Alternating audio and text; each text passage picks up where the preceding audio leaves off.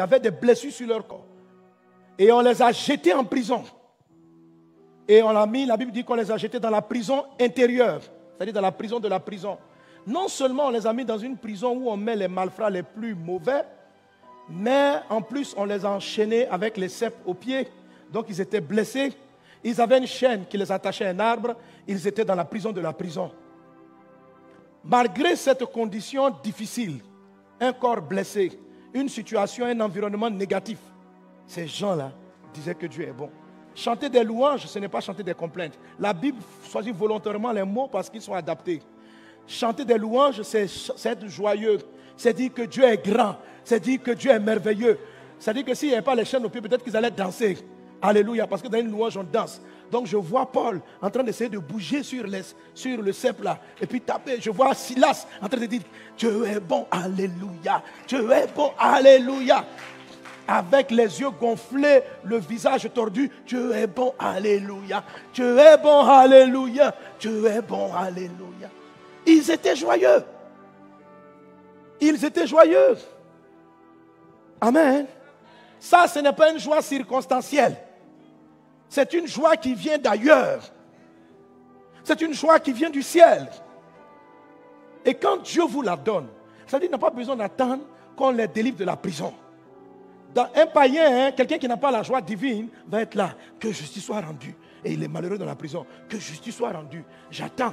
Il y a le procès en ce moment. Ils vont me dire pourquoi ils m'ont envoyé en prison. On va comprendre aujourd'hui pourquoi ils m'ont envoyé en prison. Ça, non. Je ne peux pas accepter ça. On nous prend, on regarde comment on nous traite. Moi, le grand apôtre Paul, là, moi, le grand. Plus tard, l'apôtre Paul va dire, monsieur, est-ce que tu sais que je suis roumain?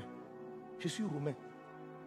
Les Roumains, je ne sais pas quoi, c'est comme si en ce moment-là, vous mettiez, je dis quoi, un Américain. En tout cas, parce que les Américains, là, tu ne peux pas toucher à leurs citoyens. Hein. Voilà. C'est comme si tu as mis le gars en prison pour rien. Mais votre pays même doit avoir peur. Donc, quand il a informé même les gens, il dit, je suis citoyen roumain. J'ai la nationalité roumaine. Les gens ont commencé à trembler. Mais ils n'attendaient pas cette information. Et non, ils dansaient déjà de joie. Et la Bible dit que tous les prisonniers les entendaient. Ce n'était pas une petite louange. Ce n'était pas un petit boucan. C'était un grand boucan. Wow, katou. Jésus est bon, Jésus est bon. Tous les prisonniers, je ne sais pas comment était grande la prison, mais derrière chaque barreau, tous les prisonniers, c'est-à-dire qu'il devait avoir une prison et sur l'autre. Tout le monde entendait, ça veut dire crier. Alléluia! Dieu est grand! Wow. Comment dans une prison, j'étais de manière injuste, vous pouvez être joyeux. Écoutez frère, c'est la joie qui était dans le cœur de Jésus. Et pendant que je vous prête cette joie-là dans votre vie, tu as besoin de cette joie pour sortir de la prison des maladies. Regarde, ta vie est limitée. Il y a un niveau que tu n'arrives pas à atteindre. Mon thème, c'est la joie divine, le remède contre les limitations.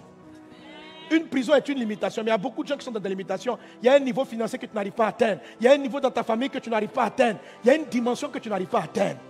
Écoutez, les blocages de nos parents, nous sommes une nouvelle créature en Christ, mais le sang, il est ancien. Et le sang nous rappelle les limites de nos parents. Le sang nous rappelle. La joie divine, c'est la capacité à faire en sorte que la vie que vous avez reçue de Dieu prenne le dessus sur la mémoire de votre sang. La vie de Dieu prenne le dessus sur la mémoire de votre corps. Votre sang vous rappelle les échecs. Votre sang vous rappelle le niveau que la famille a atteint. Votre sang vous rappelle que peut-être vous êtes africain et que les Africains ne vont pas très loin. C'est ce que les gens disent. Quand la joie divine vient, vous n'avez pas cette limite-là. Dans le sang, il y a tout notre système éducatif qui nous dit, par exemple, il y a beaucoup de gens, quand ils croient que leur joie, c'est par exemple être DG. Le jour où ils sont DG, pour eux, Dieu a fait de grandes choses pour eux. Frère, tu n'as aucune idée de ce que Dieu va faire avec toi. Ce n'est pas DG. DG là, tu vas aller à la retraite. Mais tu ne seras pas malheureux après ta retraite. La joie divine n'est pas liée à ta fonction. La joie divine, il y a des gens qui attendent. Ils disent, pasteur, il faut que le ministre me nomme. On doit être nommé. Frère, il y a un moment donné, Dieu va dire, il ne faut pas qu'on te nomme. Parce que tu as l'impression que tu crois que si tu n'as pas ce dossier-là, moi, je ne peux pas te rendre heureux. Ma joie n'est pas liée à ça. C'est pourquoi il y a des sujets qui ne sont pas exaucés. Parce que vous donnez l'impression à Dieu et vous vous convainquez même que s'il n'a pas donné le mariage, toi, tu ne vas pas être heureuse. Ce n'est pas vrai. La joie de Dieu, en fait, le célibat est une limite. Pour que Dieu guérisse le célibat qui est dans le sang de ta génération, il faut la joie pour venir guérir le mal qui est dans ton sang. Quand on dit les générations, en fait, ce sont des caractères qui se promènent dans le sang. Ce n'est pas une affaire de lien d'hérédité comme les gens l'expliquent, mais ce sont des caractères.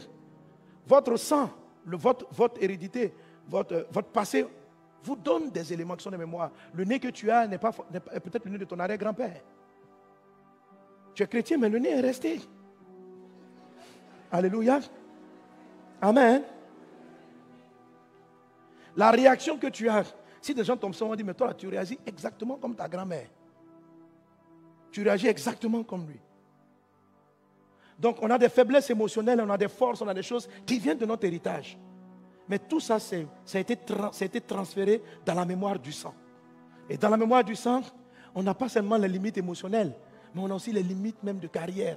Ce qui était grand pour eux, les grands pour nous, est grand pour nous aussi. Donc quand tu as l'impression que tu deviens quelqu'un, quand on t'a nommé, ça c'est ce qu'on nous a appris, que tu es quelqu'un.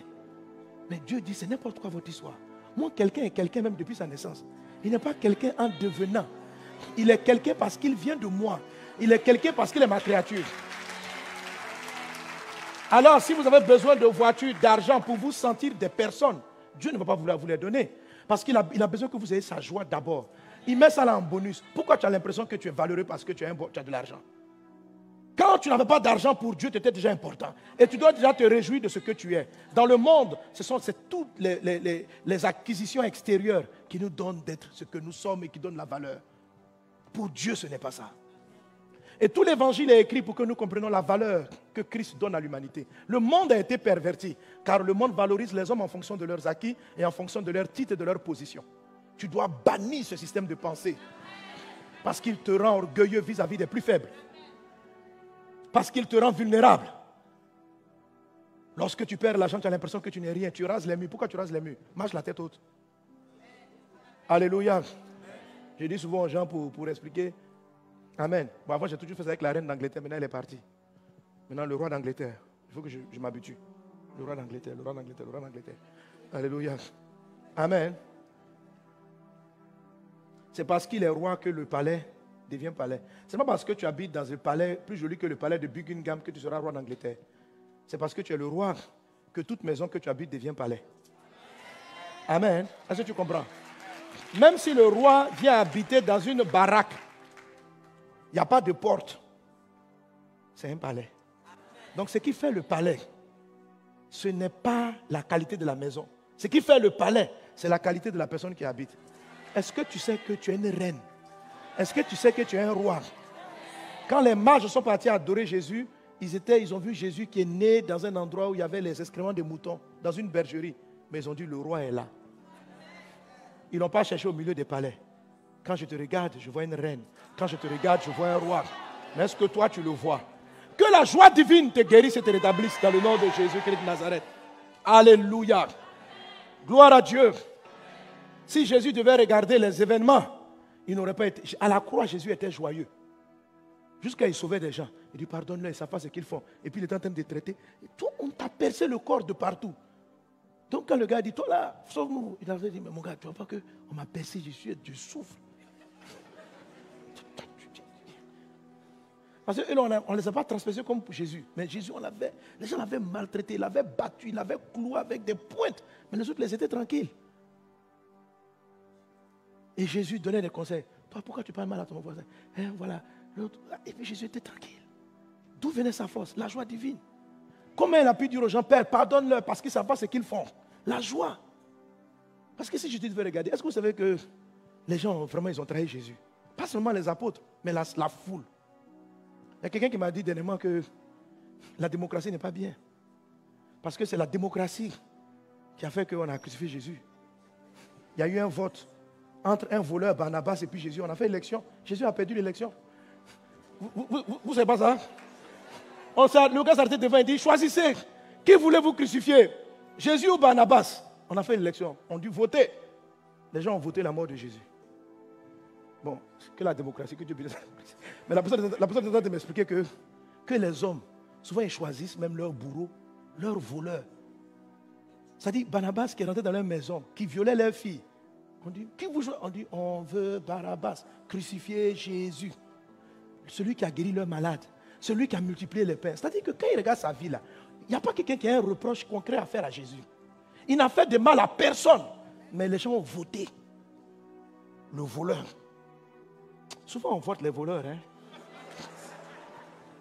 Donc la personne m'a dit, il faut passer, il faut faire attention, il ne faut pas te fier à la démocratie. La démocratie, tu ne sais pas à l'instant présent ce qui se passe dans la tête de la personne.